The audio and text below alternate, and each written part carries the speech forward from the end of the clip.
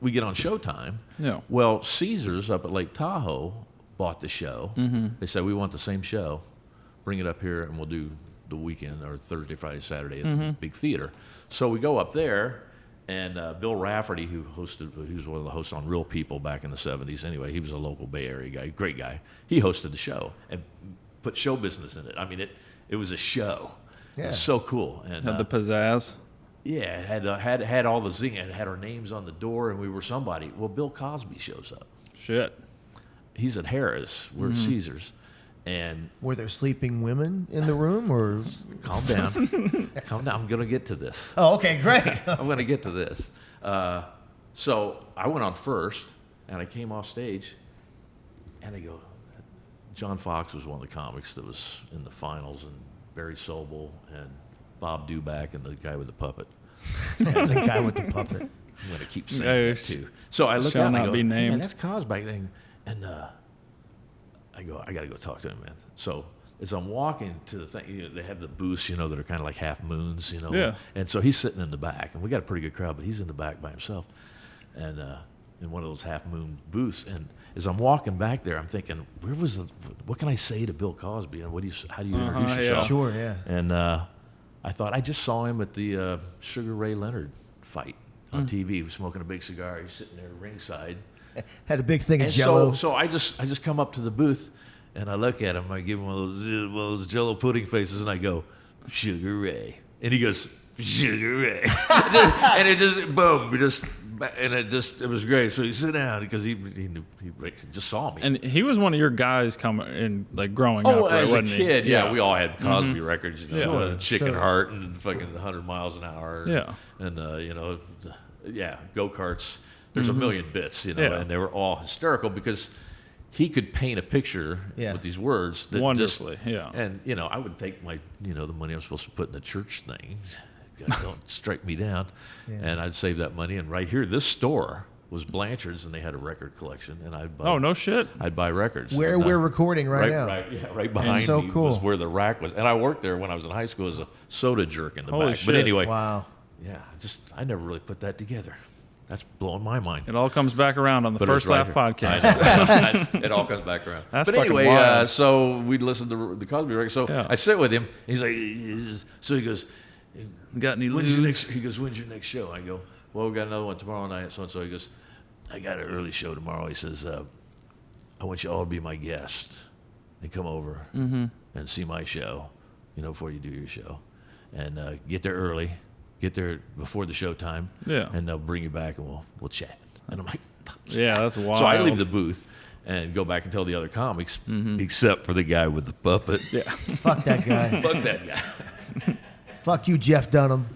So whatever happened to old Jeff? Yeah. So the next night, so we all get dressed up, go over, and they go, Mr. Cosby invited us. So, we're expecting you. And they walk us back into the dressing room, which is like a small suite with a full kitchen and the pots and the pans. And the pots and the pans. And the Jello pudding pots. That's funny that it comes out there. So he's back there in his sweatpants, and he sits us all down. And so we all sit down, and he's laying on the couch, in his sweatpants, no socks, smoking a cigar and a sweatshirt. He goes, I enjoyed you guys' show and everything, but he critiqued each one of us. He went down and boom, you Holy this, fuck. boom, you this, boom, you this, boom, you this, and you never forget what somebody like Bill Cosby tells you. One, if you're going to be a comedian first, and if other things happen, they happen, but don't use it as a springboard. He was saying that to you specifically. He was telling all of us this. Right. These are things that I remember the most. Yeah. God, I don't remember. I was probably just staring at him the whole time he talked to me. Sure. I don't know. The guitar, the guitar and the thing with the G strings. So you remember a whole lot of his advice to you specifically? I mean, he was just kind of going around, and I remember what he asked me. He said, you guys were really changing material a lot, in your 20 minutes, you were kind of all over the place. And that was another thing he stressed. He says, if they're laughing at something, beat it to death. Okay. Tag it, beat it until it dies. Ring and all then the go fucking, on to the next thing. Ring all the laughs out. Yeah, just all of them, So that was another thing he told us. But I told him, I said, well, we were judged in 7 categories. We did this comedy competition, and Tahoe Caesars bought this show. That's why we're doing the material that they saw that they want. Right. That's what they want. That's what they buy. And when you're in a casino, you don't want to piss this guy off. Yeah. We can replace you with the buffet. Yeah. Okay? So that's I know entertainment. so he understood that. yeah. So while he's talking, Jack Jones walks in, who's the nightclub singer with the white hair and the tuxedo. He's saying the Love Boat. I mean, that okay, guy. yeah, Jack Jones. Yeah. So he walks in, he goes, "Hey, fellas, how's it going?" And he's just all, just doing the pukey talk kind of, yeah.